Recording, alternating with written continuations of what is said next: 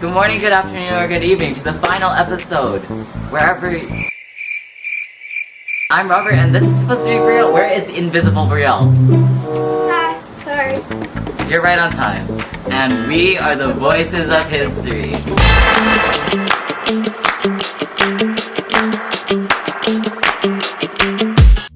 During the early 1800s, America was like a teenager on a growth spurt, growing fast and a bit awkward. Cities were popping up, factories were opening, and folks were heading west like they were on a giant treasure hunt. Except, instead of a treasure map, they had a map of the states. But with rapid growth comes some growing pains.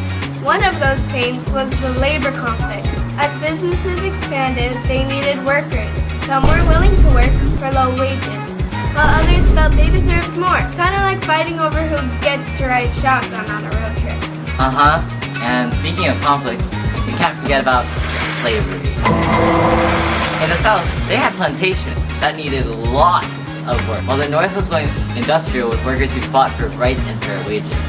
But it's like trying to have chocolate and vanilla ice cream at the same time. You can't please everyone. Look who's doing the food analogies now. What? Yep, and as the economy grew, so did the disagreement over slavery. It was like having two school bands play different songs at the same time. Very confusing and not very harmonious. I declare we need a new conductor for the Symphony of Growth.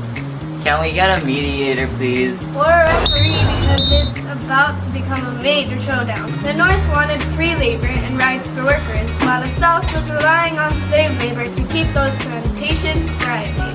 As you can imagine, these opposing views led to some serious shouting matches, like a big family dinner gone horribly wrong.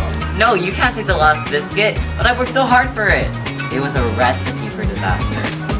And with every conflict, it was getting harder for the nation to stick together, like trying to fit a square peg in a round hole. Or like trying to eat spaghetti with chopsticks. Possible, but highly impractical.